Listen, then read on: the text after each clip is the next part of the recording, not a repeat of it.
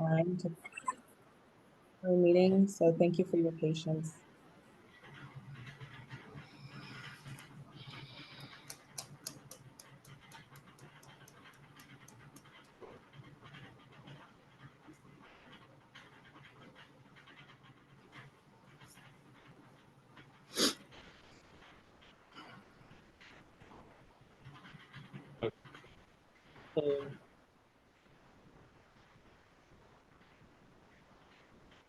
Good evening. We'll be starting in a little bit. We're just waiting for some board members to come in. Thank you.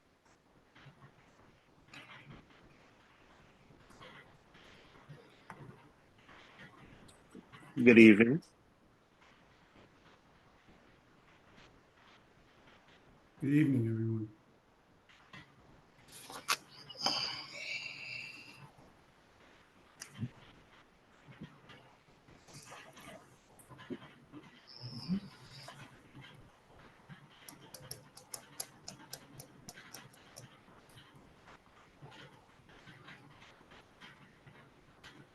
I'm sorry, is this the community board meeting for public safety?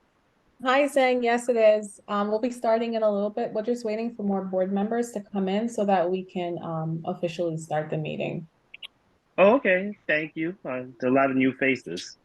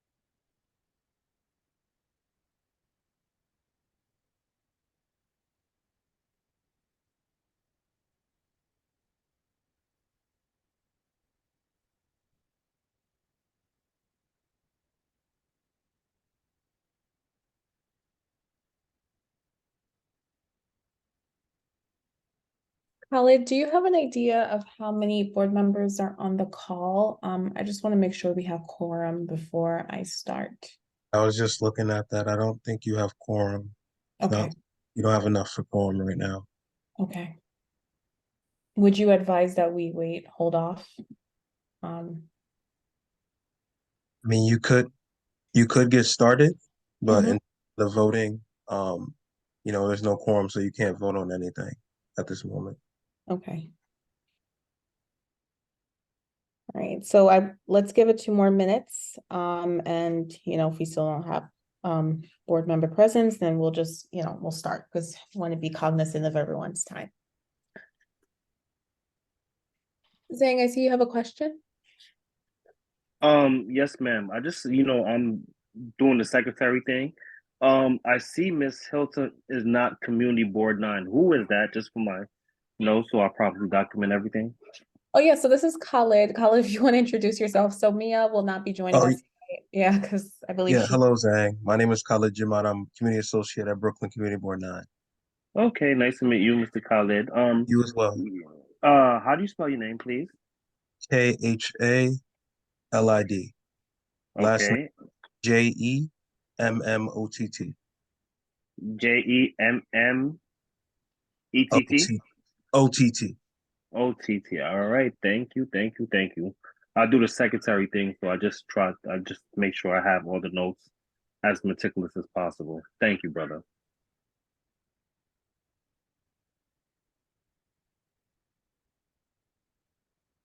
Okay, so I think just being aware of everyone's time, we'll go ahead and start. So good evening, everyone. My name is Janelle Basil Charles. I am the chair of the Public Safety Committee. I'm sorry I'm not on camera right now. I have a lot going on in my background, so we will be off for this meeting. But starting off, we are going to go through the New York State Liquor Authority applications. We have do we have Ivy here with us today?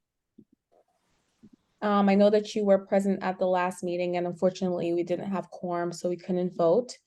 So if the representatives from Ivy Mix are here, if you can just briefly summarize your application for us all, that would be great. And for the other applicants, we just ask that you through your application, you tell us a little bit about your business, and then board members and community resident members have the opportunity to ask you questions.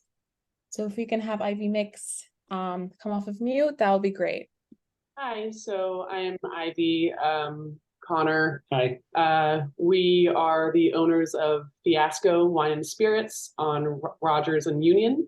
We are in the process of trying to obtain a liquor license for a new wine bar at the old bar that was called Branch Office, 225 Rogers, in between Union and President. This is our second time in front of the board, but as you just said, there wasn't enough members present to do a vote. I'll let Connor kind of explain a little bit about the bar. He did the spiel last time. He was good at it. Sure, yeah.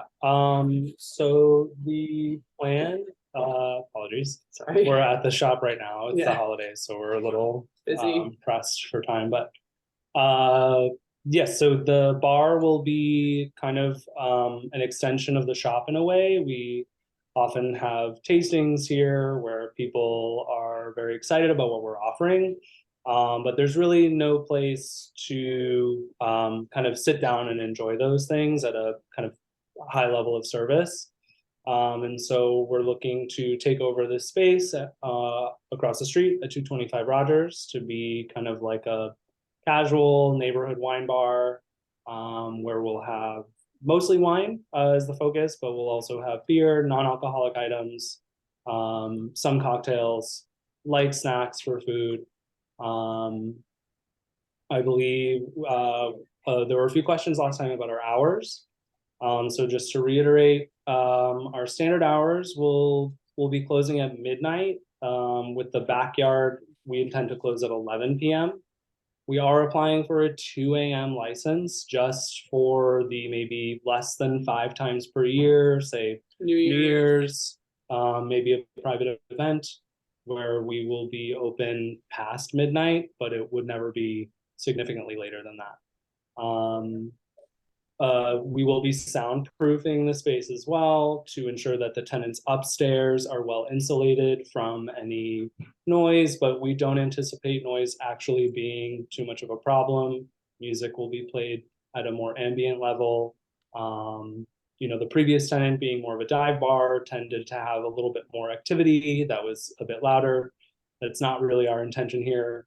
We just hope to be a really nice kind of neighborhood spot to serve what we've wanted to do and what people have been really looking for and asking for us from, you know, basically extending what we do here over there in more of a service oriented way. Yeah, we put our like little signature page up, and we just filled every page we had in 2 days. People were so excited about the prospect of us bringing something to the neighborhood.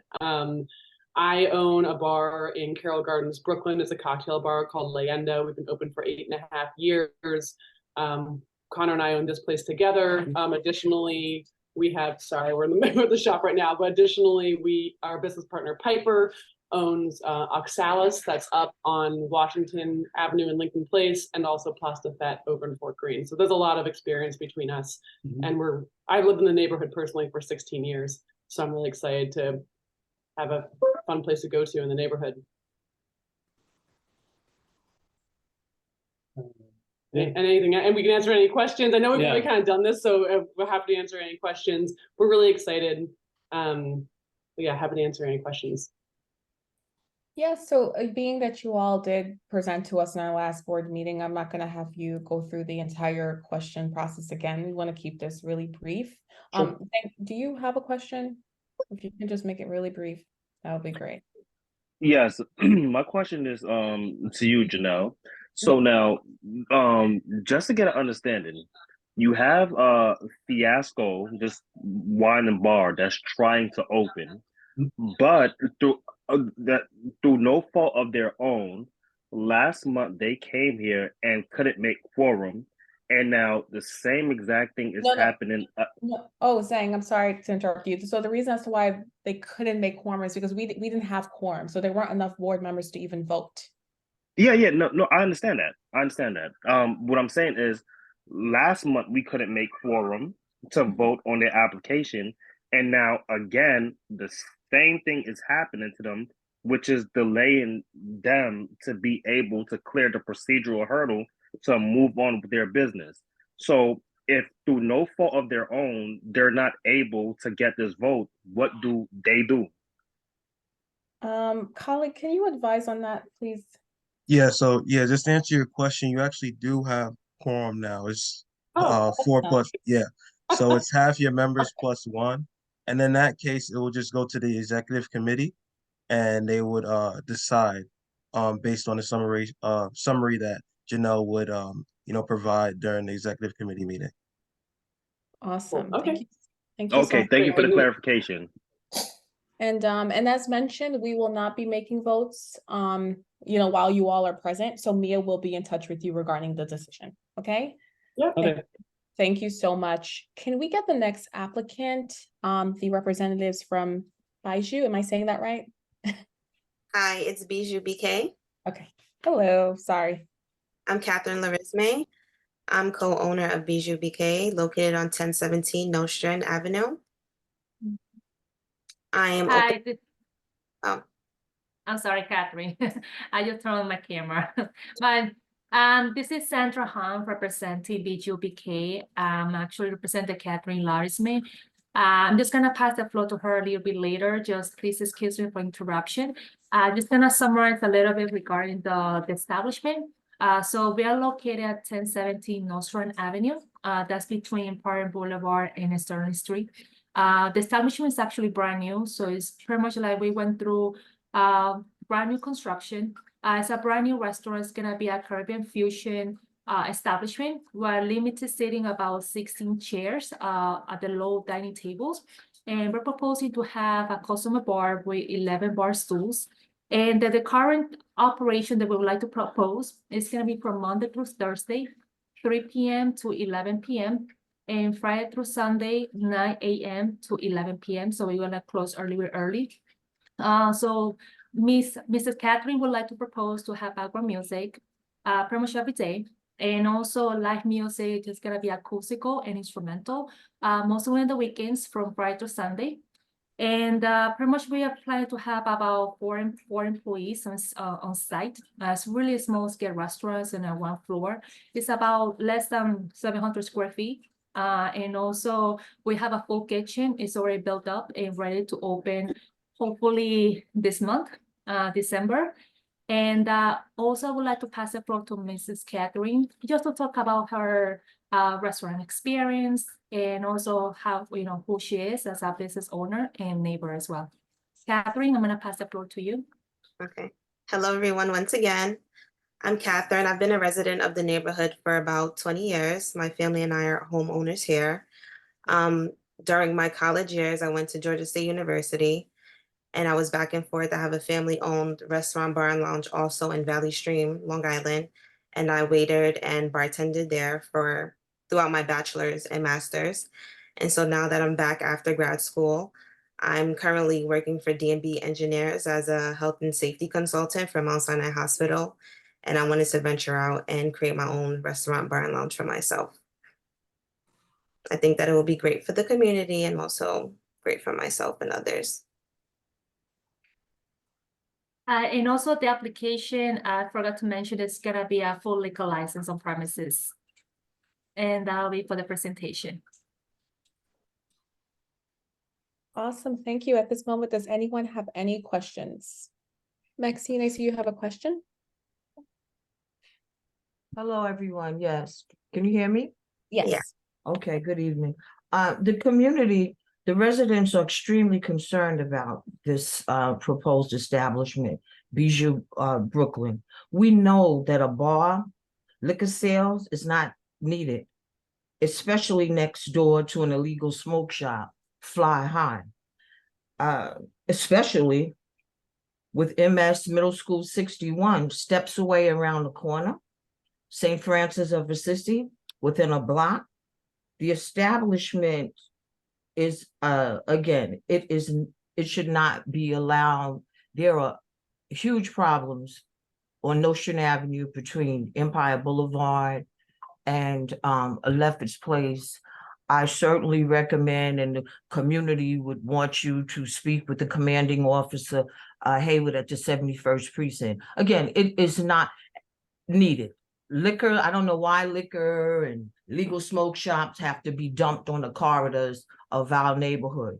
We are family oriented. We are raising children. It's a very small space, and it's primarily the business is liquor.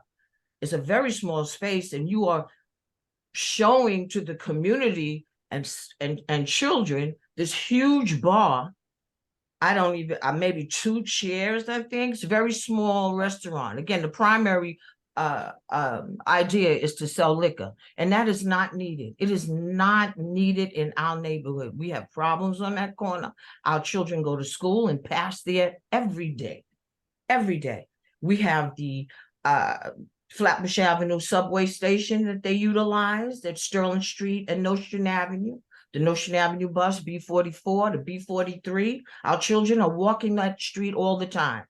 Again, we are deadly against liquor sales, setting an example. You teach by an example, and children emulate us. And that's all they see is liquor and fly high, illegal smoke shop. No, we don't want that in our Ms. community. Barnes, I'm Thank so you. sorry. And please I- respond.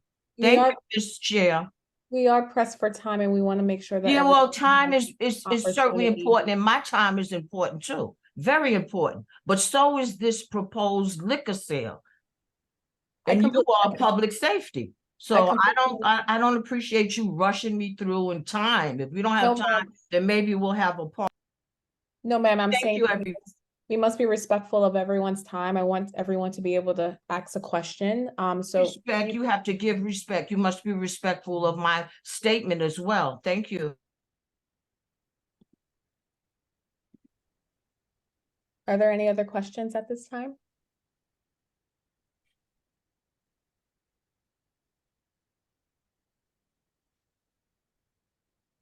Kat B, I see you have a question. You can unmute yourself.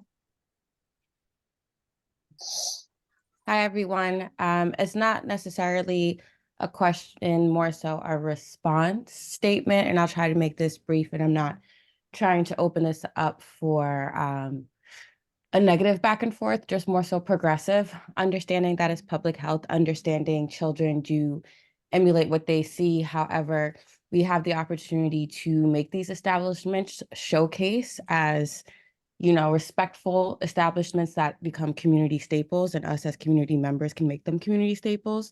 Therefore, the children that are growing up in the neighborhood can see at least ownership, especially from those that live in the neighborhood and are able to like own a business in this neighborhood that creates this neighborhood as a thriving space, especially when you think about like financially and just using our power as business owners to create change in this neighborhood, especially when we talk about public safety. The reason why I joined the meeting today was I wanted to learn more like, what are we going to do with ADA access for train stations and things of that nation?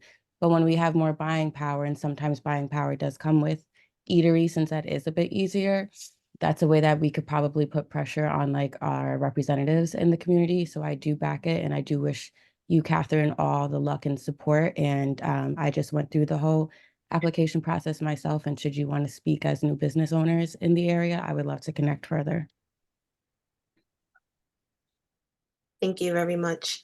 Also, I wanted to input that I have my bachelor's in chemistry and a master's in biochemistry, and my plan with the revenue is definitely to implement STEM after schools into the local schools in the neighborhood and workshops for students, especially those, you know, of minority backgrounds or underprivileged. So that's definitely one of my goals with the revenue that this business brings in.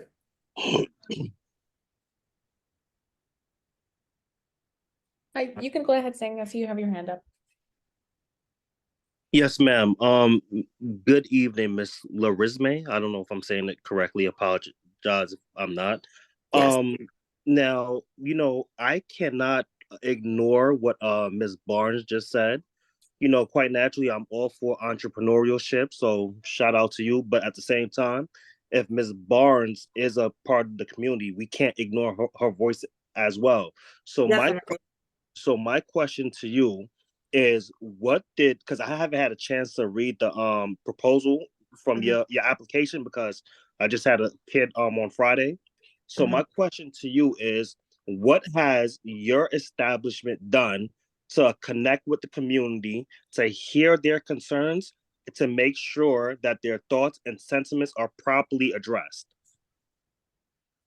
So my establishment has been fully renovated and done for about the past 6 to 8 months. I've been out there every day speaking to those in the neighborhood. People are constantly walking past, asking when am I going to open. And I do see the young kids walking up and down after school, and they're really surprised. They're like, "Oh, what is this place?" I'm like, "It's food." They're surprised to see someone that looks like them owning something. And definitely, I think this would definitely help with those. I do see people in the neighborhood that are older, that is a different subject group drinking outside. And I think it would be good to have some place where people can sit inside, have beverages, and it's also a full service bar. It's not going to be a nightclub, it's not going to be open after hours. That's not, I'm trying to bring in a working class and definitely have like networking events for the community. So, and the smoke shop that's next door to me they recently opened. I don't have any affiliation with them. And there's smoke shops going up all around New York City. So, yeah.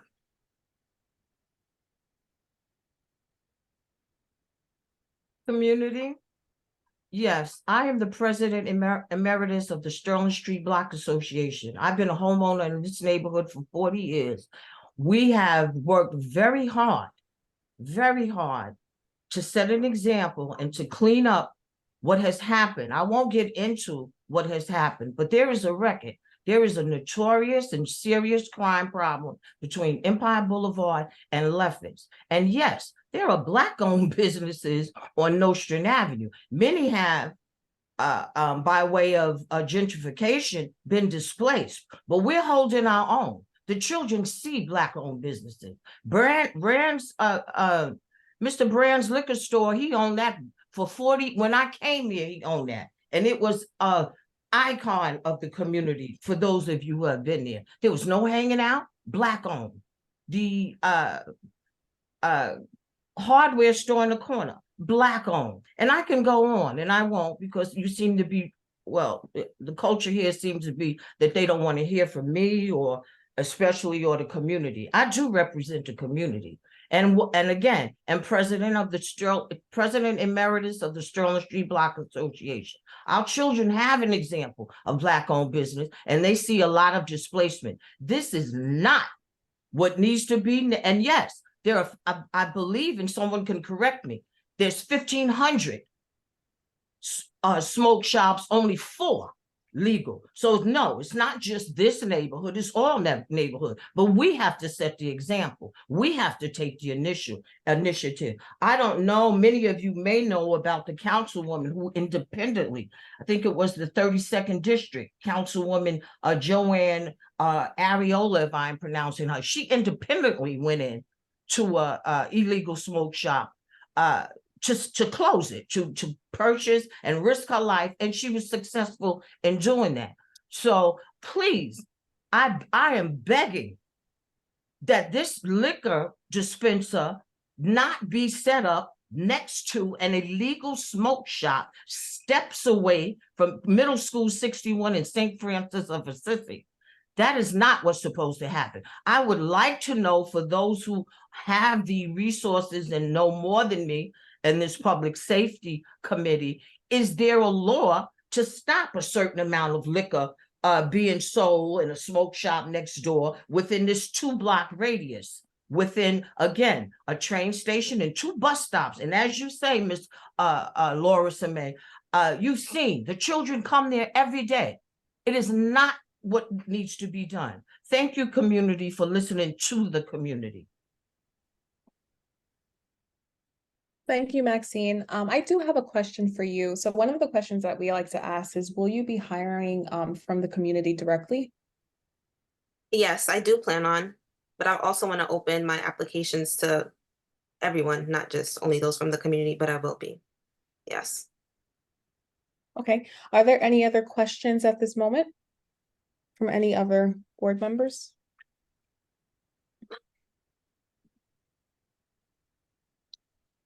Also, I would like to include that I do have involvement with the 71st precinct, as well as the 67th precinct, as well as the 63rd precinct, because one of my co-owners, who is my mother, she's also my business partner. She's a retired NYPD officer. So we're very familiar with keeping the neighborhood safe, and I do plan on doing that to my best ability. Thank you. So I just want to make it clear, that everyone's concerns, questions, and thoughts are valued in this space, and with that being said, we want to give everyone the opportunity to ask questions. So thank you all. Do we have the representative of the establishment Barb's with us this evening? If you Oh, could yep, just. that's come off me. of mute. Awesome. Yeah, I'm Brandon Knight. I'm the owner of Barb's Brooklyn.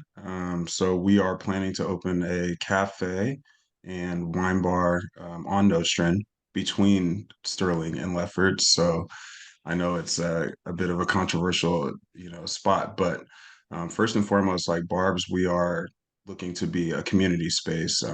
Has a cafe in the daytime from the hours of 8 a.m. until 3 p.m. and then transition over to a wine bar from the hours of from 5 to 10 during the week, and then on the weekend until 11 p.m. A big thing for us is just like pouring into the community. Like we don't want to just come in and open, just a space where people can come and like consume alcohol. I think a big thing that we do and that like my background is in is programming. So we really like want to focus on community cleanups, um, registering people to vote, hosting paint nights, teaching people how to, become graphic designers, just very community specific events that we can, pour into the community. We also plan to hire within the community. We've lived on Rogers and President now for a few years, and yeah, we know that there's a ton of people in the neighborhood that are looking for opportunities and that need a safe space to come. My background is in culinary, so my mother is Barb. She has Southern roots, and my father's Jamaican. So we're going to be doing a combination of like small plates that focus on those two items.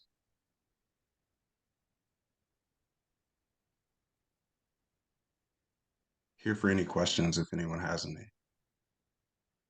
Can you talk a little bit to your hours of operation? Yep. We plan to be open every day, 8 a.m. for the coffee program, and then we'll close at 3 p.m. And then we'll transition at 5 p.m. We'll open back at 5 p.m. and we'll be open until 10 p.m. and then 11 p.m. On Fridays and Saturdays. Thank you. Are there any questions from board members at this moment? Teresa? Yeah, Oh, hi. Colin. Yeah. I'm sorry, I forgot to raise my hand. Here we go. I just wanted to ask you, like, have you spoken like to the neighbors? Are there people that live above you? Things like that. Have you, I have been on the block. Sorry to cut you off. Did you have something else to say to that? No, go ahead. You can answer. Yeah, You pretty much. there's two units above us. There's Miss Sandra, and then there's like a couple, Erica and Timothy. They've been in the building for some time. They're very excited. They also signed our petition. Yeah, I've also been speaking to neighbors within the community. I've been walking around, going up and down the street. I've had the doors open as we've been clearing and cleaning out the space from the past business that was there, and have had a chance to get to know everybody, or not everybody, but gotten the chance to get to know a decent amount of people. Uh-huh. Are you planning on having live music there? I mean, that's not live music. That's like, I mean, yes, to a degree, but it'll be like more acoustic type vibes. We're not looking to do anything rowdy. We've also like talked to the neighbors about this. And our plan is to soundproof the walls a bit better than they are right now, but more like piano vibes. We're looking to do like poetry evenings and just calm events of that nature. So you are soundproofing the walls? We are How- soundproofing the walls, yes. Like you're bringing in someone to, Yes. okay, So my landlord is a builder, so he plans to help with that as well. okay. Thanks, Kavi. Are there any other questions? Maxine? Yes. Hand up. Hello, Bob's. Yes, I live right around the corner from you. And I remember the bagel shop, so it's not gonna be a bagel shop any longer. And we will carry some bagels. We'll have bagels in the morning, some light bites in the morning, pastries, things of that nature. Okay, well, that was a very good establishment. It was beautifully run, and yes, it closed early. It closed, I believe, like at 3 o'clock, and they did a wonderful business. My point is that liquor is not the only lucrative business. If you look over at Chase Manhattan Bank and you see that little makeshift fruit stand, they're making a killing. We need essential services. But back to your establishment.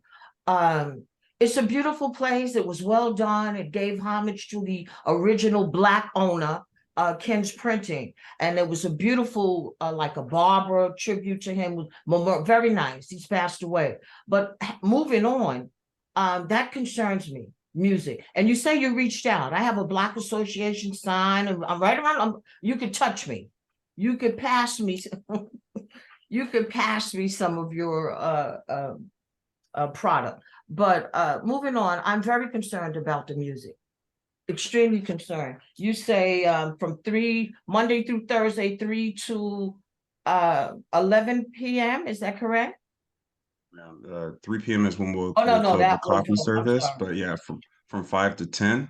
From would 5 be to those. 10. Yes, ma'am. Okay, and from 8 a.m. in the morning to 3 p.m., you close and then open back up at 5. Correct. Yes, ma'am. Is that correct? And the Yes, ma'am. weekends until 11. Yeah, again, it is problematic on that, from Nostrand Avenue, that corridor. And if you notice, you said you've looked around the neighborhood, all of you, you see that it's residential. We have families who are raising children. And we're very concerned about music until 11 o'clock at night. Okay, it is not, but you don't want liquor, you just want wine and beer. Is that what you? Wine, and that for that reason specifically, and I like appreciate when that. it comes to music, I think that we're very aware of like where we are. So, certain music, like we're not trying to play, like certain events we're not trying to host. We're very conscious of our community. We pour into kids. We do food insecurity programs. So I hear what you're saying, and like we're very aware of where we are. We used to run a pop-up not too far up the street on President and Rogers, and so we're very familiar, just with the area in general and like our intentions for it. So I appreciate your words. And your Okay, and concern. I would ask that you would consider to close earlier. And yeah, it sounds as if the genre is very important. Some jazz, some light, a piano would be ideal. Exactly, that's the vibe. Okay, we are very concerned. And again, all you got to do is look at the record and speak to. You don't have to be a police officer or no one. You can just look at the numbers and see what has happened. And I'll walk around and tell you what has happened.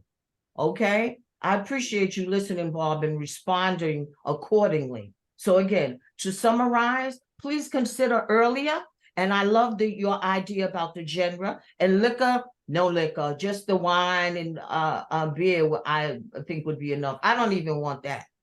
But thank you for your consideration and understanding my neighborhood that I have fought hard for years, Yes, ma'am. to keep it Yes, ma'am. clean and to keep it safe. Thank you. We also plan to honor Ken, the printing shop, the company that was there. We're going to keep his Yes, him signage and inside the Evelyn. building. They were there for 40 years. We have Black Yes, ma'am. businesses. We set examples. Thank you. Thanks, Maxine. Teresa, I see you have your hand up. Yeah, hi. I just wanted check in. I was looking up the business on the internet, of course, and I saw that there's like Barb's Bed-Stuy and other affiliations. Is it There's no related to that? affiliation. No, there's Barb's No? Bed-Stuy. So I think that we might have to potentially change our DBA to Miss Barb's just so people can differentiate on the maps. But yeah, they are a bar in Bed-Stuy that's like a dive bar. So yeah, there's no And you were doing affiliation. pop-ups up on Rogers, like Yes, on ma'am. off of President? Yes, ma'am. Yeah, I think I saw some of those. It's like kind of near where that Fiasco, Very near across from Fiasco. They were our Yeah, neighbors. yeah, okay, yeah, I saw some things happening over there. I live up a little bit from Empire, but thank you. Sounds great. All right, thanks. All right, thank you so much. At this time, we are going to move to our next applicant, Dia NYC. Am I saying that right? Yes. Okay, hello, thank you. You have the floor. How are you? I'm Michael Kelly representing the applicant. With me is June Gessner Jolly and Jerry Jolly. They're the two owners. This is an on-premise liquor license application for Daya NYC LLC, located at 642 Rogers Avenue between Parkside and Clarkson. The premise was formerly a brewery, the House of Jews, then it was Island to Island, then Robin's Cafe. We're opening a tavern with a Latin-themed menu. We have 11 tables with 23 seats and a 9-seat bar inside. There are 10 tables with 29 seats in the yard. We have background music, a jukebox, and we'll offer neighborhood DJs a chance to play their music on our equipment. The volume will be low and not entertainment level. We will be installing additional soundproofing to ensure that we do not disturb our neighbors. Our indoor hours will be 10 a.m. to 2 a.m., outdoor hours 10 a.m. to 12 a.m. The closing times will probably be earlier depending on our customers. The owner, June Gessner, has lived at 330 Lenox Road since 1985. It is about 4 blocks away. He still lives there. He knows the neighborhood, the people living in the area, and expects most of his clientele will be the neighborhood residents. His brother Jerry also grew up in the neighborhood, is the other owner, and he's a retired NYPD officer. There is one other premise within 500 feet, so we don't come under the 500-foot rule. We will be bringing an experienced manager in while Gessner or June learns the ropes. All employees will be from the immediate area, people June knows or people recommended by friends who live around there. As to the backyard, there's a commercial building behind us and high solid walls on the sides. We'll also be building a covering above the yard and also have umbrellas over the tables. We submitted 42 signatures from the area, 4 from our building, which has 2 apartments and a residence from both sides, 1 from 640 Rogers, 2 from 644 Rogers, both abutting us, 17 others from Rogers Avenue, and the rest from close by. June was out talking to everyone in the neighborhood, and that's where he got signatures. And if there's any questions, or June, I'm sorry, would like to jump in and add a little something. Sure, no problem. Thanks, Michael. So yeah, I'll just, reintroduce myself. So my name is Justin Jolie. I grew up in the neighborhood on Lenox Road, my whole life. I'm very familiar with the community. I've seen the community change and evolve over the years through gentrification and the different businesses that's come in and out. I'm fully aware of, safety concerns and things of that matter. When the opportunity presented itself as a dedicated entrepreneur, my aim was just, my daughter as well, she's 7 years old. She, lives in the community as well. I wanted to show her that, we can establish successful businesses right here in the community, and reinvest in the community I grew up in is something that's, a driving factor behind, opening this business. And also working with my brother, who also grew up in this community, who's a retired police officer, and be able to bring something where people can dine in and create memories.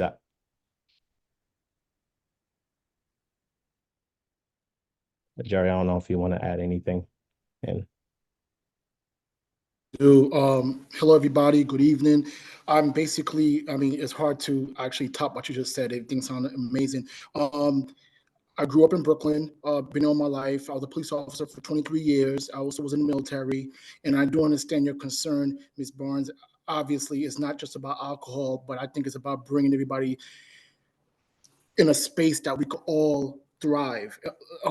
I think one of the major issues I realized when I was a police officer is that I dealt with both kids and adults. And one of the things I think we need, I think a young lady said it earlier, we need people that look like us, that are doing things in a positive light. It doesn't always have to be something that's negative on the news. And I think my brother and I are trying to reinvest into the community. And I think time will show that we are doing something positive, and we're always going to have our ears open to the community. You know, we'll always be open to addressing certain things. I absolutely hope you guys just give us the opportunity to prove ourselves. Thank you all so much. I have two questions. So my first question is, will you be hiring from the community directly? And my other question is, would you all be open to like partnering with the public safety committee on an event or something of the future, you know, with your establishment? So those are my two questions. Okay.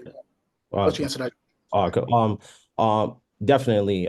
Me growing up in the community, I know a lot of bartenders that I grew up with, you know, waiters, servers. Actually was speaking to one of the servers at one of the other establishments down the street that had stopped by, you know, while we're working in the space.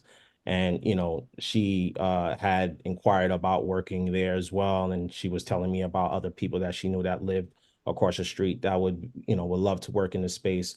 And in terms of like community, partnering with the public safety committee and with any community events, we would love, we would be honored to host any events that you guys would want to have at the space. I think I've attended numerous community events, and I think it would be, we would be honored to host you guys if, you know, if we're given the opportunity.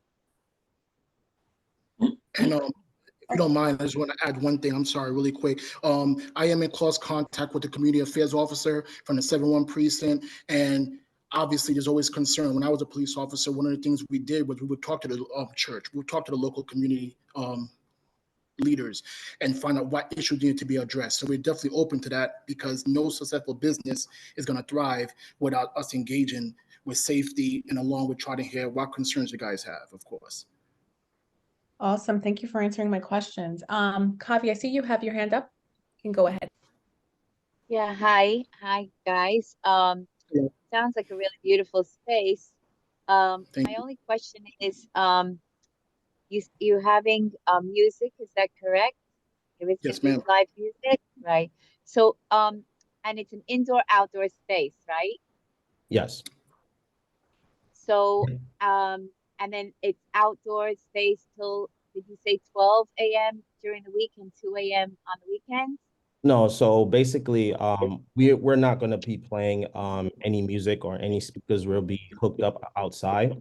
All, you know, any music, any background music will be played through the house speakers indoors only, and we're fully soundproofing the inside of the space.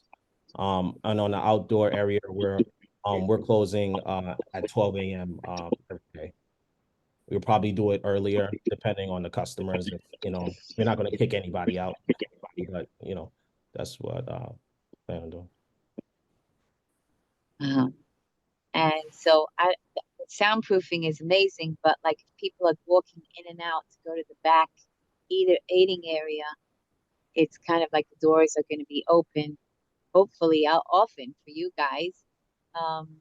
But I'm just a little concerned about that it's pretty late for a weekday, 12 a.m. I'm just finding that a little, even like having people outside, it's get a little noisy. People sometimes go into restaurants, a lot of people are talking, and this 2 a.m. is like at 2 a.m. on the weekends even. It's a little, it's a neighborhood restaurant, right? It's not really that's really the only thing that would kind of concern me a little. The music being that since it's an indoor-outdoor space, would it carry over to outside? And the fact that it's 12 a.m. to 2 a.m. They're pretty late hours. You're saying that the people in the building signed that they were okay with you. Are you the people with families or children? They signed the petition that they were okay with you with those hours? Absolutely. So the direct tenants above, there's two tenants that live directly above the space. I speak to them on a daily basis, and they're fully 100% aware of what I'm doing in the space. I've showed them the soundproofing that we've done. We're testing out the soundproofing, make sure there won't be any issues, but it'll be mostly background music. It won't be played at a certain decibel level. And it's also stating in our lease that we have to keep the decibel level to a certain level. So it's not like, it's not going to be rowdy, a bunch of people, Right. Not like nightclubs level, just background music playing through the house speakers pretty much. And also Are you beside, I'm sorry. Are you thinking of having any security, like on the weekends till 2 a.m.? For private events, if we have a private event, we will have security just because, we're aware of the community and we want to keep all our patrons safe as much as possible. And any, if they're, if we're a little bit busy, we want to make sure that, everything, the sidewalk is clear. We don't, we're not disturbing our neighbors and things like that. So we will definitely have that on premise for private events. And in addition, in the backyard, besides the umbrellas that are going to have sound absorbing material, there's going to be a covering over the backyard. We'll be installing a pergola. Yes, again, I forgot to mention that. We'll be installing a pergola over the backyard. So it'll be enclosed. So that's also will reduce the sound. Okay. Okay.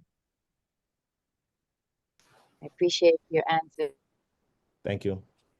Thanks, Connie. Maxine, I see you have your hand up. You can go ahead. Yes, thank you. I appreciate Mr. Jolly and certainly you, Mr. Barbs, in being respectful and saying that you will be mindful of the community and respect our children. I don't want to take over the meeting in any way, but I would also like to share with you that I am a member of the 71st Precinct Council and have been for many, many years. Most of the 40 years that I've been here, know the neighborhood very well and know the concerns. But thank you, Barbs and Jolly. Wine, beer, okay. Instead of positive example for our children, I could go with that. The music bothers me tremendously. As I explained to Barbs, okay, some jazz, maybe even have the children come in there and do some jazz and read, okay? But 11, 12 o'clock with that music, no, Miss Maxine is, and my neighbors, not just Miss Maxine, I speak for the community. Okay, and we are very concerned. We have had serious problems and had to work hard to change that culture and to reinstate and re-jump that culture is not a good deal. And I also have to reiterate that we have shown Black businesses, not just liquor stores, and that concerns me. Why is it just liquor stores and illegal smoke shops that are dumped on our corridors? Thank you, community. Thanks, Maxine. Teresa, I see you have a question. Yeah, I see a couple of people, I think this temporary retail permit, I wonder what that is exactly and why people are requesting it. And I too want to amplify the concerns that the community has for spaces. I think, with we want a friendly vibe, I guess, but a peaceful vibe. People, want to have fun, but kids need to sleep at night. People need to go to work.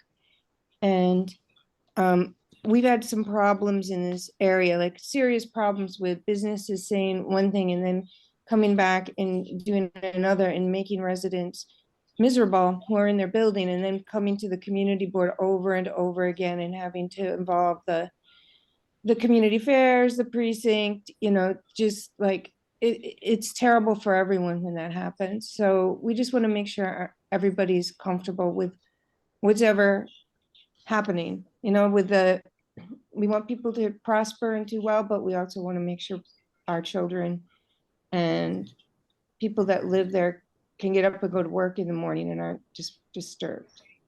So can I answer the question on the temporary license? Yeah. So since we don't come under the 500-foot rule, we would qualify for a temporary license, which we would get about a month and a half to 2 months after filing. And the entire process to get our 2-year license would take 9 months.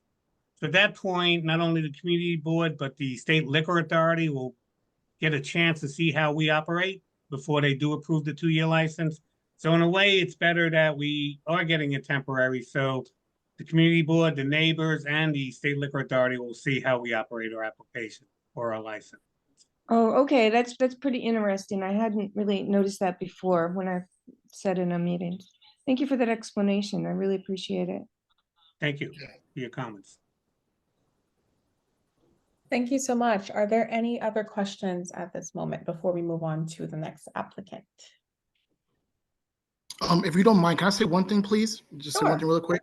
I just want to address Ms. Barnes. Ms. Barnes, thank you. I think we need both sides to have their views, and I appreciate that. I just want to address something really quick. I don't know if you remember this, and I don't want to say back in the days because I'm not trying to say you're old, but I remember back in the days when I used to go out around 11 o'clock when you wanted people to leave, the music tone would change. So one of the things I think my brother and I both spoke about was we definitely want a type of vibe where you come inside, you feel different. You feel like you can come and relax. So with that being said, absolutely, with the soundproofing and with the type of music that's going to be going on towards the evening, I think you won't, I think literally you'll have to come inside and stand right by the speakers to hear it.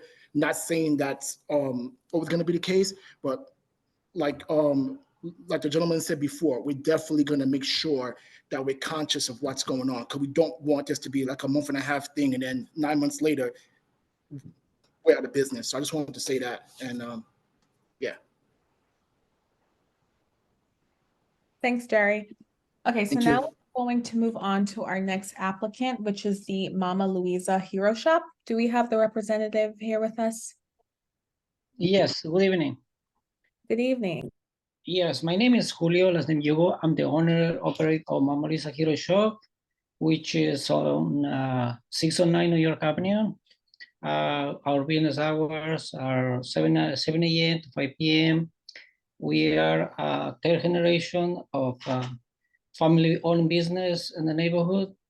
So we been in business for 8 years right now, but the store has more than 50 years, as some of you guys know. We are requesting a renewal of the beer and cider license. As you know, guys, our main server we have is the Heroes. The store has been known for so many years for the Italian Heroes. So we, as I said before, we operate only Monday to Saturday. We are closed on Sundays, 7 a.m. to 5 p.m. So if you guys have any questions or I'll be happy to answer to anybody. Are there any questions at this moment?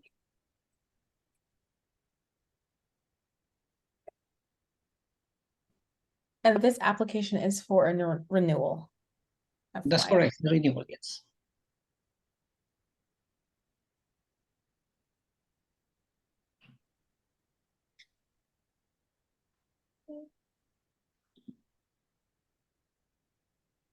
Javi, I see you have your hand up. Do you have a question? Or...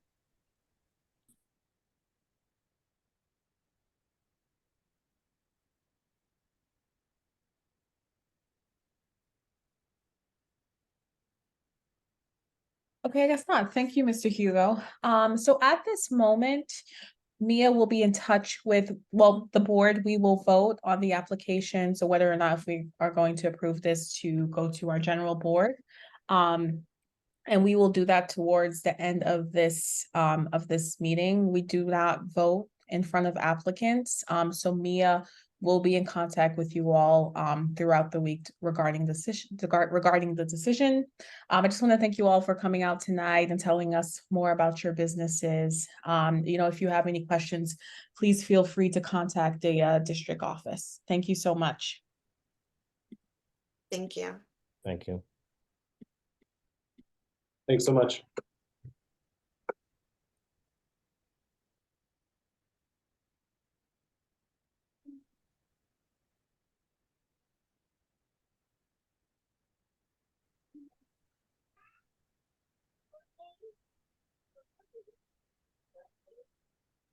Zhang, I see you have a question. Janelle, I'm sorry, I wasn't able, my mic wasn't working. I couldn't tell you, I'm sorry. I just forgot to put down my hand. I'm Oh, sorry. no, you're absolutely fine. Okay. Zhang, I see you have a question. Yes, Ms. Barnes. I want to ask her a question. Oh, okay. Hello? Okay. Yeah, I want to ask Ms. Barnes a question. I wanted to know what was the name of the association she was part of again? I The heard 200 Sterling Street Block Association between Rogers and Nostrand. You got that, Mr. Charles? 200 strong. 200, yeah, we strong too, but 200 Sterling Street Oh, Block Sterling. Association between Rogers and Nostrand Avenues. All right. Thank you, Ms. Barnes.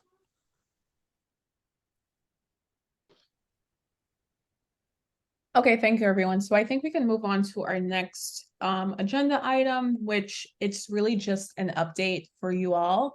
So there is an Office of Cannabis Management presentation that was shared with me, and I will share it with you all. It basically outlines the roadmap to adult use cannabis licensing, and then it also outlines the roles of community boards when it comes to these OCM applications. I know in our last committee meeting, we had a conversation regarding how we will be looking at these applications and how we will be reviewing them.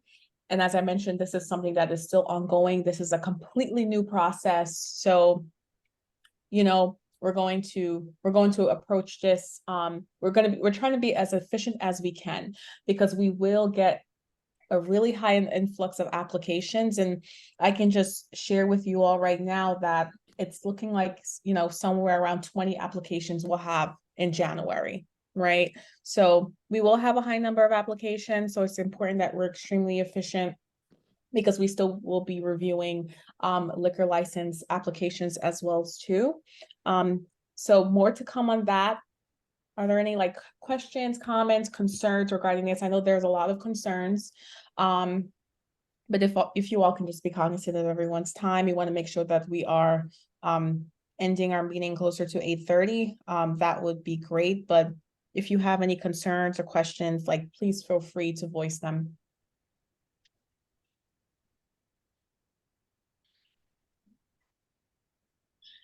Maxine, I see you have your hand raised. Yep.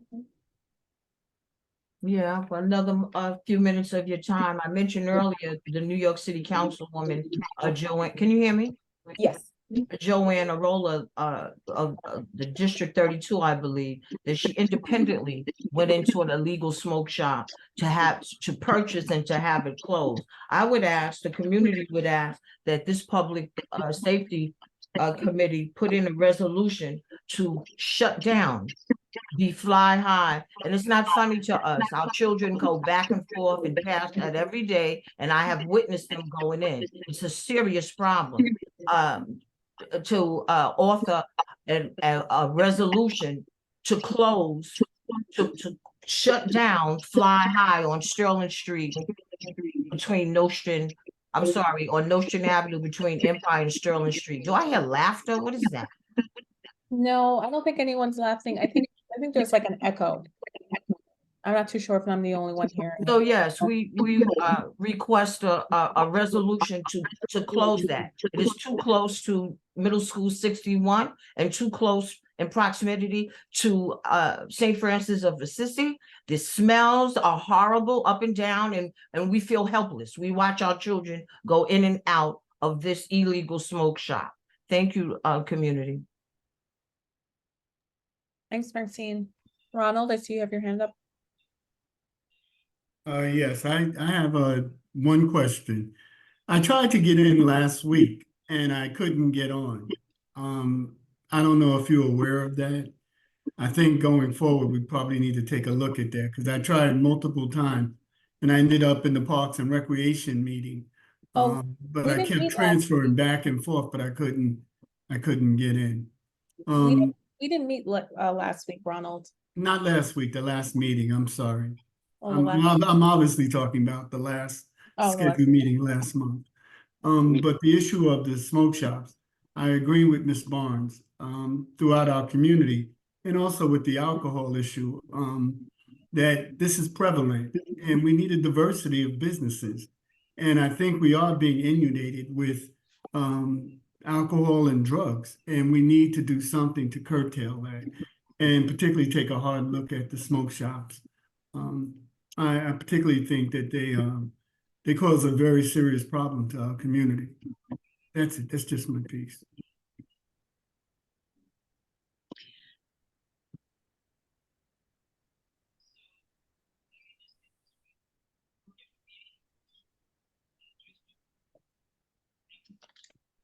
Thanks, Ronald. Kavi, I see you have your hand up. Yeah, hi. I actually wanted to talk to Ronald. I wanted to talk to all the people that are in the community around there. Because from what I understood is that anyone that requests from us to get a license, if they've been open illegally before, they're automatically banned from getting a license. So we really need the neighborhood to mark down any stores that they know that they've gone into and that illegally are being run right now, because the way that we can help you is by not giving them the license because they were open illegally before. Am I correct, Janelle? That's what I was told before, that if they're open illegally before, then they forfeit a license once it becomes legal. Is that correct? I believe that is the case, but I do want to probably clarify that with Mia before I say like, yes, that is absolutely correct. So that's something let's clarify May that. I comment, Ms. Janelle? I see Teresa has her hand up. I just don't want, Okay, no problem. if it's quick, you can go, if it's quick, you can go ahead, but I don't want to like skip anyone. I'm sorry, Ms. Westerdahl. Just to build on what Ms. Cohen said, as I believe what the process is, we as a community board do not have the authority to completely stop a smoke license, one of those recreational licenses, because they could still override us on the higher levels, but they'll take our opinions, they'll weigh in on it heavily. But if there is any smoke shop that's illegal, we're taking note of all of that and presenting it to the next levels in order to punish the bad doers, the bad actors, from being able to progressively move forward. That's the information that I had received.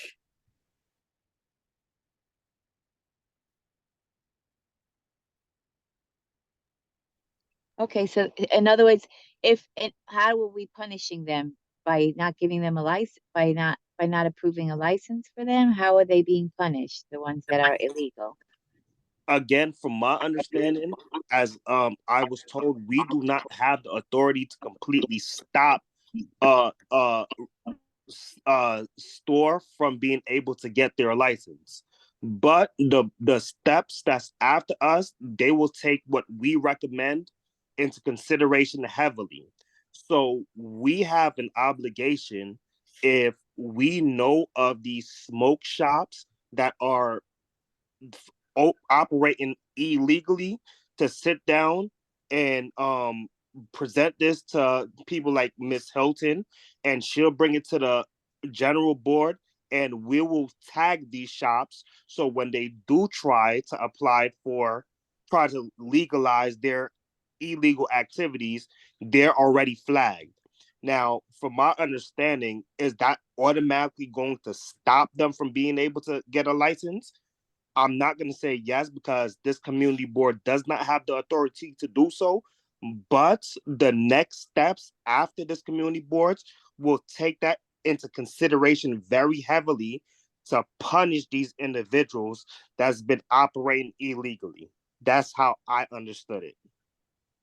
Just to piggyback off of Zhang, so our power goes as far as recommending them versus not recommending them, right? Community boards do not have a role in the board's process to approve or deny any other cannabis license types. So that's as far as our power goes in this. Just wanted to share that for everyone's awareness. Right. So I think that Teresa and everyone who's lives that's in all the community members that are very concerned about this, we're not able to go around the entire, our entire community board 9 and find every illegal. So we really need to know from the community the names of these places so that we can, when they come up for a license, at least we will be aware that they were open illegally before.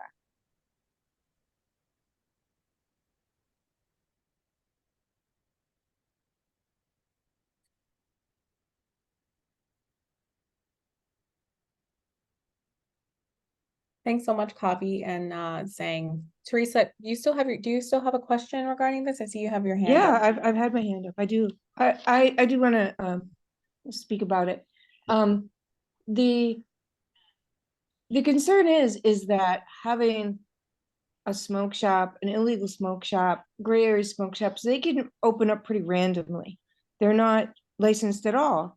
They just open up, and there's difficulty shutting them down. You don't really know who owns them, who's paying, who's on the lease. I think there's been some discussion about holding the landlord responsible. I did send to all of you on that chat that you have the spreadsheet that Community Board 2 has related to all the questions they have regarding what's coming forth with the cannabis issues and questions that they have, because they're a little bit further in the process. So I hope everybody saw that and looked at that spreadsheet, so you could see what some of the questions they already have proposed and issues that they're having with the licenses that are coming before them. Questions like what you have here, they've gone through, as well as like one thing that they proposed is making the owner of the building who's renting have more responsibility.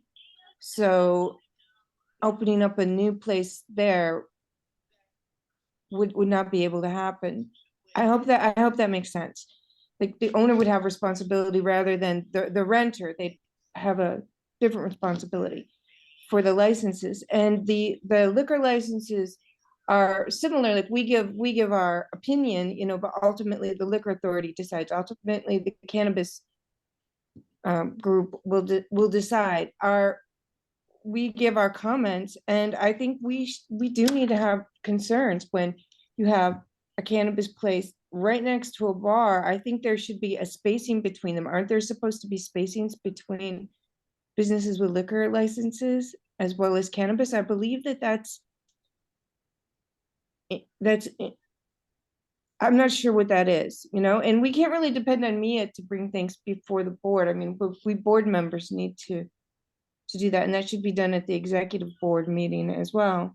So I hope that makes some sense. I really am not into having too many of one thing in one area, and that's what's happening in that. And on Empire, on from Empire down Nostra Avenue, it seems like there's a conglomerate of these type of establishments, and there's buses, there's subways, there's a lot of young kids going through that area, and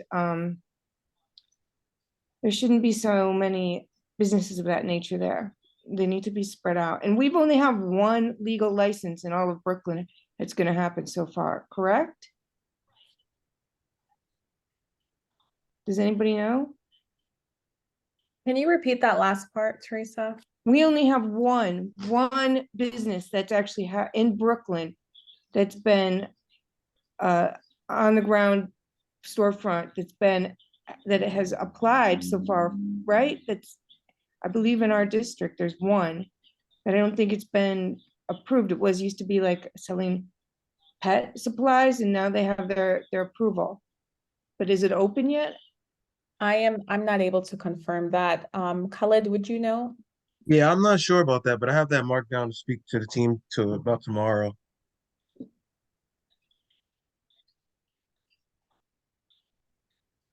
All right, thank you, everybody, for listening. And the question about the space in between liquor, liquor licenses and smoke shops, I'm gonna give you that answer. I'll find that answer for you, Ms. Westerdahl. Yeah, the distances between the liquor establishments, wine, beer, I think you're not supposed to have so many in a certain area. And Yeah. I think that the cannabis stores should be similar, like you shouldn't have like a lineup of, you could see how that could lead to problems, right? Cannabis, liquor, you know. I posed that question earlier, Tara, without an answer, Oh, but thank you. And the name of the establishment is called Fly High. I said that as well. Yeah, but isn't there four? There's like 4 places. Yeah, there's 4 or 5, all illegal. I believe that the numbers is 1,500 1,500 smoke shops, New York statewide, and only 4 legal in New York State. I can't give you the specifics for Brooklyn. Yeah, I think But right I in the asked the area, there's question like about 4 or having 5 of them. the congested opening of these smoke shops and liquor stores on Nostrand Avenue. I asked that question earlier, but thank you for repeating it. And I also asked for a resolution and brought up what one of our esteemed councilwomen did. I even went to the floor of the council and spoke with Rita Joseph, who brought it to the floor and spoke wonderfully. I asked tonight for a resolution to close Fly High. All right, can we make a resolution to close them all, the gray area illegal selling in that area? Including, that one seems to be the most prevalent problem. I think somebody on the committee would have to propose the resolution. I don't think we can do it. I'm not on this committee, so I can't do it. Sorry, Maxine. Or I would. I don't think we have the full board, all the full board members here and community resident members here. No.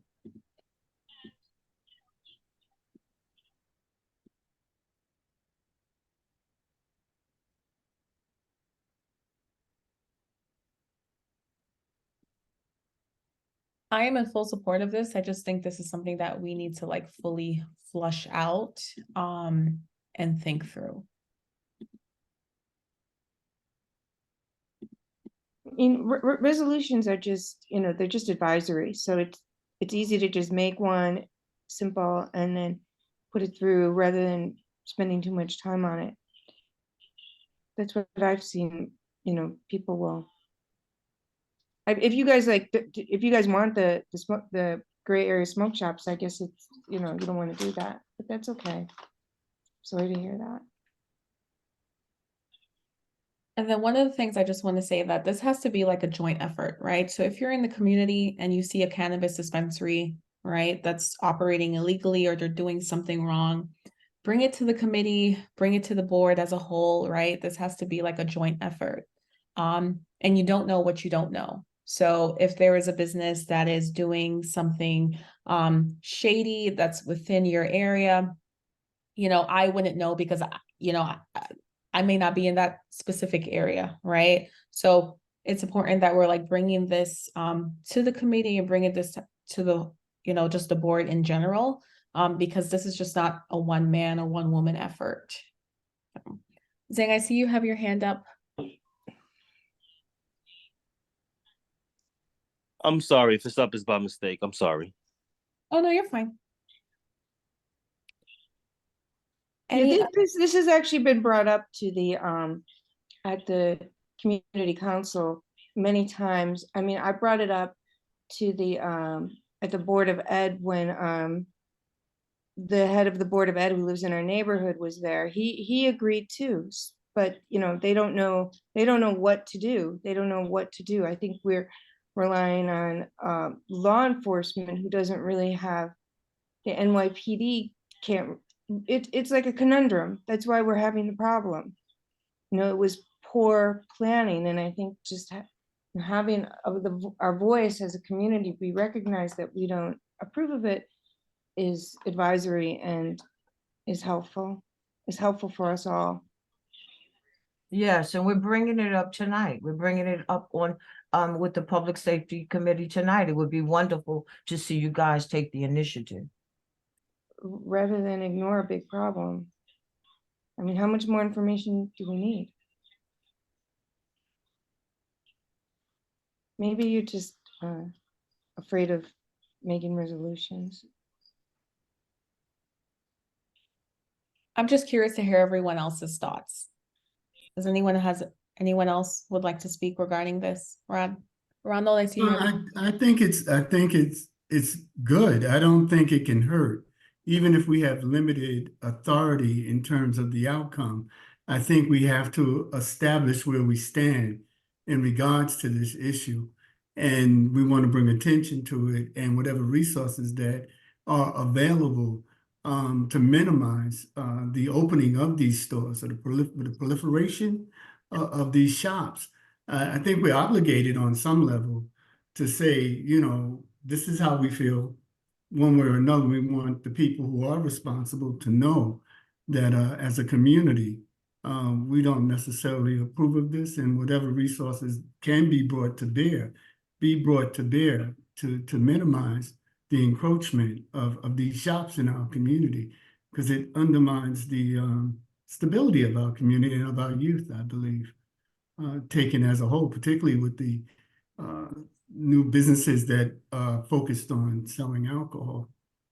I don't know what it takes, but whatever I can do, whatever we can do, we should do something. I think it's healthy to have some kind of statement. That's all I got. Yeah, so I'm fully supportive of this. You know, I am a new board member, so I've never done a resolution before. Khalid, if you can just advise on how we would go about doing this, that would be great. Yes. So in terms of resolution, it will have to be brought up by the the members of the committee, and it will get voted on, then passed on when you bring up your notes at executive board. You do it like this. You say like, I so-and-so make a motion for a resolution, and then you can say whatever you like. And Okay, then well- somebody well, seconds it, and I then somebody definitely, seconds it. I say, I make a motion that we should make a resolution. I definitely think that's something where I think we pretty much all agree on, and I make a motion, we should make a resolution. Let us make a statement that in Community Board 9, we are not happy with this decision to open up these smoke shops all over our community.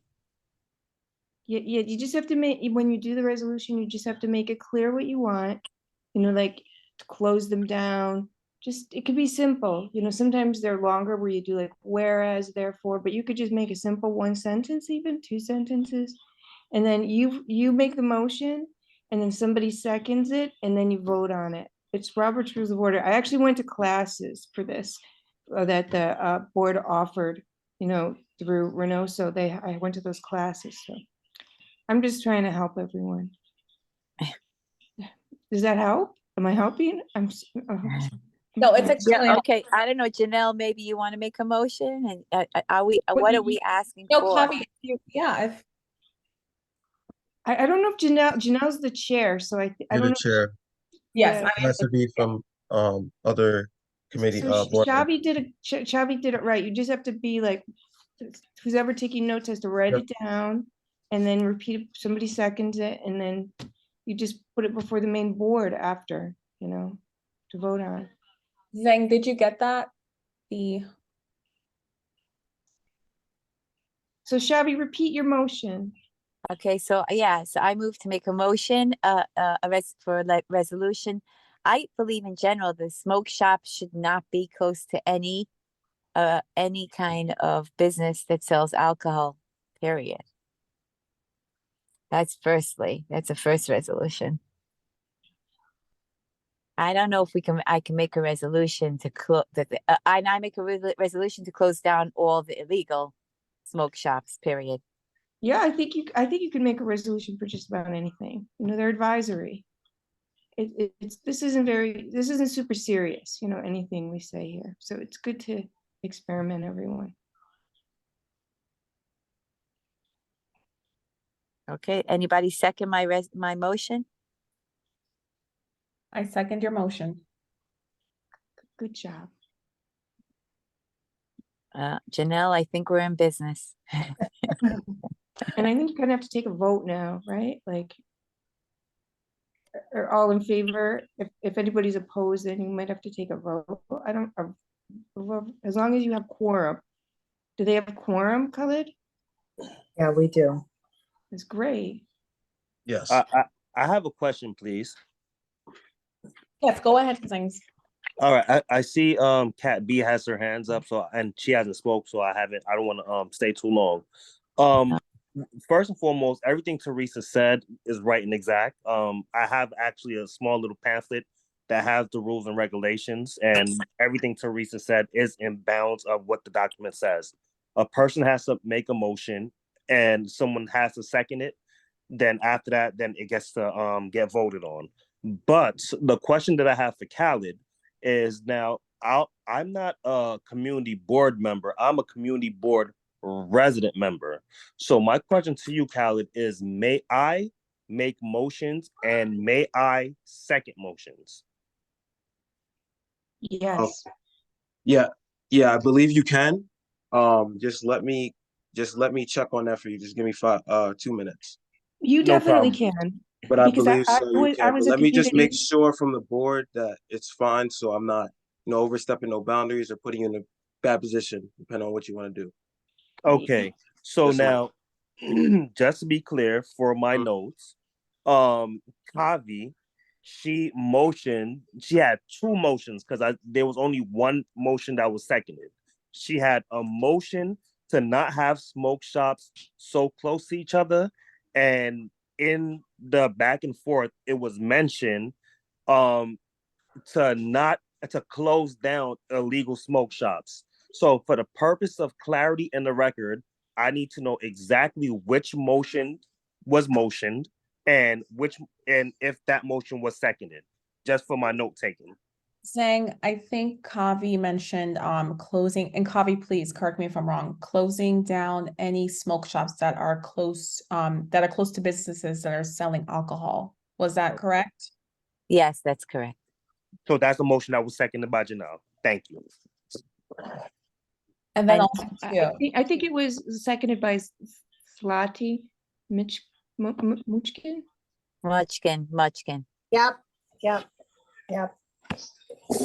Oh, it was seconded by Vlad. Okay. Yeah. Yeah, I don't think Sorry. Janelle's the chair, so I don't know if she can. I'm sorry. I'm sorry about that.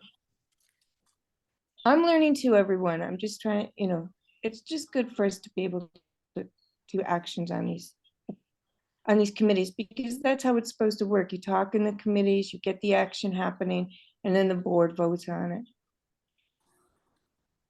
So it's good. It's really good practice. We appreciate it.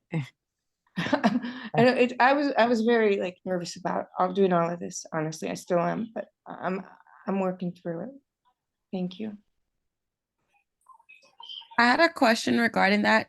Being that we started the meeting getting approval from the board about who can push forward with having an establishment that has liquor sales, I'm curious, what is the process of the smoke shops and how they're able to obtain leases, and are they not going through anything of the community? They're just popping up with leases done by independent landlords. And if that is the case with the landlord side, what is the community looking to do when it comes to these landlords in our area? Because it is also the landlord's responsibility and fault to what's happening and changing in the neighborhood. Thanks for your question, Kat. One thing I will say that there's just so many nuances when it comes to these Office of Cannabis Management applications. And it's a very, very, very new process. And one of the things that we're trying to work on is getting a representative from OCM into one of our public safety committee meetings, just because I think there's still a lot of confusion about how these individuals are able to obtain leases and things of that sort. So one thing I will say is that we are working to gather more clarity regarding that as far as community involvement. The it's very limited, especially when it comes to these OCM applications.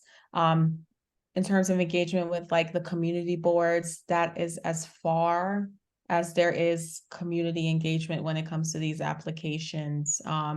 You know, and boards, we technically don't even have a role in approving or denying these applications. So I believe that's as far as community like involvement goes when it comes to this. But also too, right?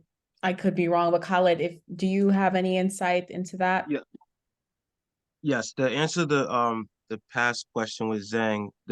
Only the committee members can vote for the resolution. Understood. Thank you. Yeah, so you're good. And then you just repeat that second question, Janelle? Sorry. Yeah, so Kat B, she wanted to know you know, what does community involvement look like in terms of like these applications? And then also you had another question regarding the leases, right, Kat? Is that what you mentioned? Yeah, like how the community can get involved with the landlords that are approving and allowing and allotting for the leases for these smoke shops that are popping up in the area. Okay. Well, the latter, I'm not familiar with that, but I have that marked down to follow up. With you, I can follow up with Janelle. She has your contact information. And we're strictly advisory, right? So the community, you know, weighs in on items that come in, and then that the you know, SLA or the cannabis management looks at those comments, but it's not they look at those comments to see if, you know, if the community approves it or denies it, but it's strictly up to them and those authorities to decide on it. We're strictly just you know, advisory, just to get a voice on what the community thinks on certain applications. Hope that answers your question. Janelle, can we just take a vote on the motion? Because we're gonna have to take a vote on the motion in order for it to go through. Yeah, sure. So all in favor of, is it a unanimous vote for the resolution that smoke shops should not be allowed to open up close to a any kind of business that serves alcohol? Does everyone agree with that resolution? Yes. Yes. Yes. Yes. Okay, so I guess that's unanimous, Janelle. So I will take this to the executive committee. Okay.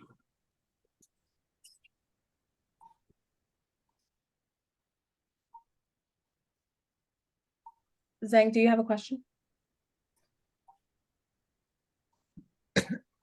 No, I do not. I'm sorry. No, you're fine. Okay, so is everyone okay with us moving on to our next topic? I just wanted to share a brief update regarding the CPR and fire safety training. So we were scheduled to have the CPR and fire safety training this month. However, the CPR training, it was postponed due to, and you know, everyone, I thank you for all who have reached out to me. Unfortunately, my father did pass right after Thanksgiving, and I wanted to be fully present and fully engaged in this event. So I made the executive decision to reschedule it. So we will be planning for this sometime in the new year. And in terms of the fire safety training, we have a new date of January 7th.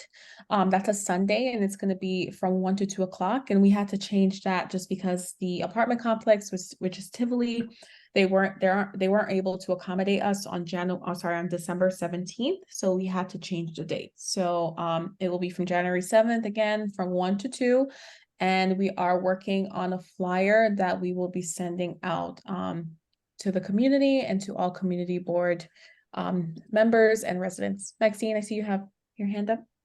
Yes, I just wanted to be clear what I asked and my community residents we talked about, and that was a moratorium to close is specifically Fly High, the illegal smoke shops on Nostrand between Empire and Lefferts Boulevard. I can't make a motion, but community resident members can make a motion.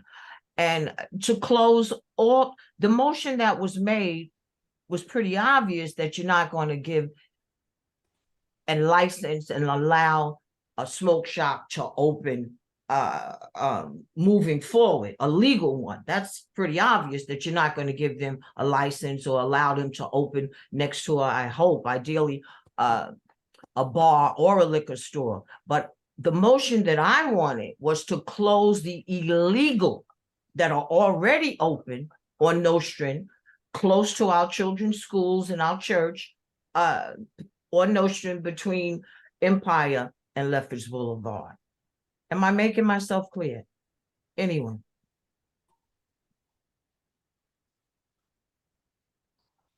Yes, you are making yourself clear. And one thing I will say that I think that it's important for us to not, and obviously whatever input anyone else has, it's greatly appreciated in this situation, but I don't think that we should necessarily single out a business. I feel like we should keep it open because we're going to have other businesses that are operating illegally and doing things that are not beneficial to the community. So I think instead of singling out one business, it should be open to all that are, acting, that are basically like, operating illegally and that are not doing good things in the neighborhood.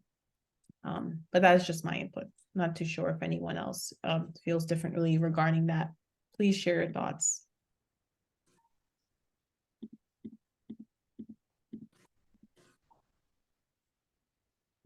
Hello, we could make a motion to, I don't know if this is clear, to deny applications for those existing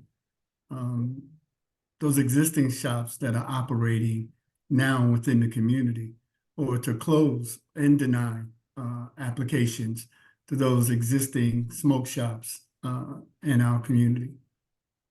Yes, illegal ones. Yes, thank you. Illegal ones. Yeah.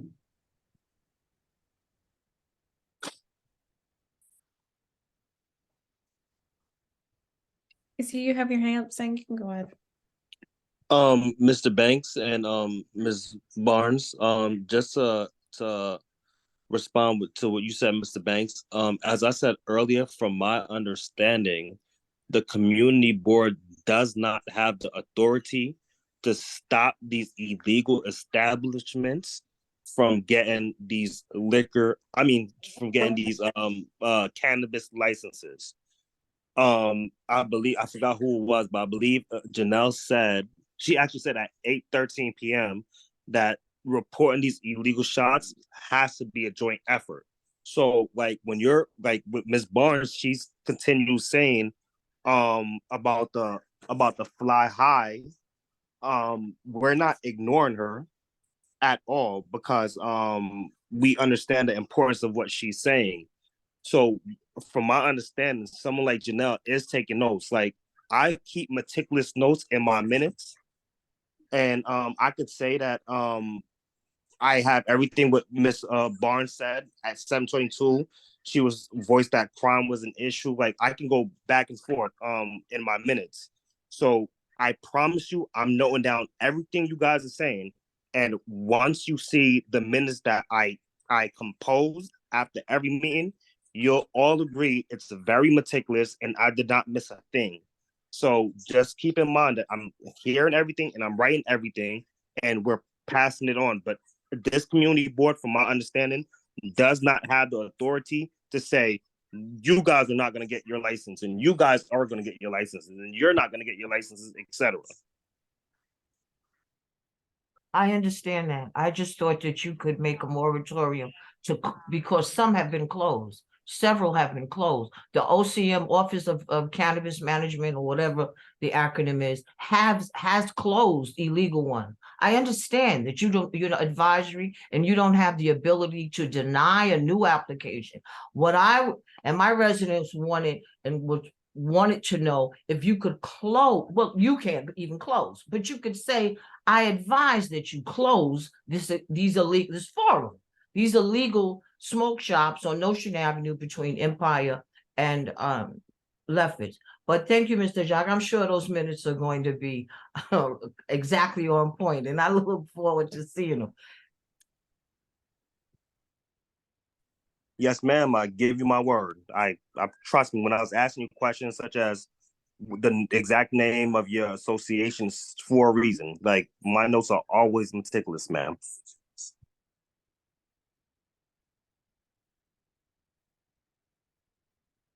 Awesome. Thanks, Maxine, and thanks, Zhang.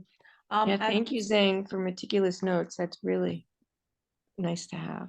Yes, ma'am. I read all those notes just so you know somebody's reading them. At this moment, is there anything, so we're moving to open discussion.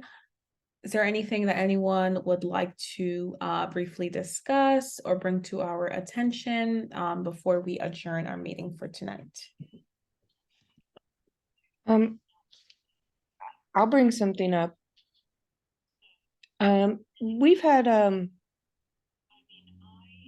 lot of safety issues at the construction site on Bedford Avenue, Sullivan, and Empire. Used to be the Firestone, and they're building there. And we've had cave-ins in the sewer system, cracking of the sidewalk, the sewers being washed out. We've made complaints and things just seem to get worse today. The construction there is so bad. Last night, the wind came. It was a big windstorm, of course, you all know. And we had a lot of branches fall in my neighborhood, a lot of big branches. They're not taking care of those. But anyway, the construction site, the way that the wind hit it and the way that they've set up their the brackets around it, scaffolding, it all bent. And it's a huge site and it's all bent. And the one DOB guy was there putting up safety tape and somebody had starting to rip it down. It's super hazardous over there. And I mean, I'm at my wit's end with it. You know, it's horrible. I walk by there every day and it's scary, and a lot of it could be avoided. And we've made numerous complaints. I live right up the street. It's right on the corner of Everett's Field. Like, does Beverly? Oh no, Beverly's not on here. Beverly Newsom lives in Ebbets, I know, but it's a bad situation. So I don't know what to do. I just want everybody to be aware. I mean, it's the way the wind was blowing and the way they bent, like they're supposed to be like this, right? And they were all like this, blowing toward the street on one side. It's a huge project. So they're not following safety regulations there, obviously, again and again and again. So that's my complaint and my fear and my concern. So I don't know if safety committee can do anything about that. But I mean, it's flooding too, where they were dumping the concrete in the corner. It's flooded now. It was all in a big flood. I took pictures. I made my complaint. I know somebody else made a complaint because the DOB, one guy was there trying to put a cautionary tape, but people aren't able to get to the bus because of it. Kids are walking, elderly people. There's a lot of people live in Ebbets and Tivoli Towers that walk down to that corner to get buses, you know, and subway. And it's bad news, everyone. So thanks for listening. I've been on that corner many times. I agree. And I think it's though winding down. I think it's a very temporary project, but while it's going on, it's awful. Janelle, can I just ask something? You said that next month there might be 20 applications that we're going to have to review. Yes. Okay. Could you try to give us a little bit of a heads up, like at least a week, even if we don't see the applications the way they're attached to the board meeting notice, if we could even just get a list, because I'd be happy to walk over to each and every one of them and see if it's an existing shop or if it's a new shop. Yeah, for some legwork, but I can't do it if I only have 2-day notice. Yeah, for sure. I can definitely Okay. check in with the district office to see if Okay. it's for us when that time comes closer. Okay, good. I personally want to vote no on every single solitary application. I want these applicants to know Board of 9 does not stand behind these shops. But like whoever said before, it's a little bit of a moot point because they can go beyond us, but I feel right saying no.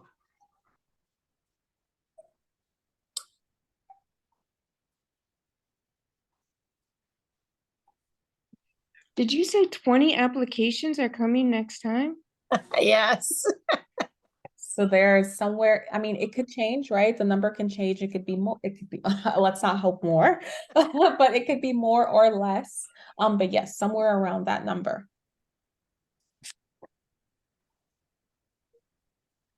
I've heard from some other boards that they've had 40 applications in a month.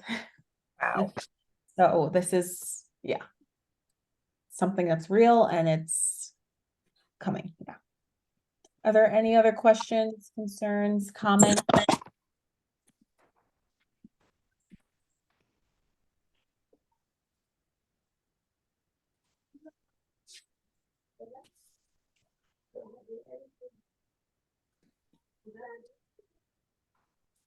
If there is not, I am going to move a motion that we adjourn this meeting.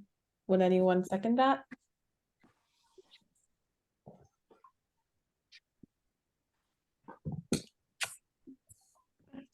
A second. I'll second. I was about to say, nobody wants to adjourn? We're all on mute and pause. Okay. Everyone, good night, everyone. Thank you. Good night. Good Good night, night. everyone. God bless. Have a happy holidays, everyone. Okay, very good. We'll Have a see you good holiday, Thursday. everyone. All right. Okay, bye. Bye. Holidays. Happy Good night, holidays. everyone.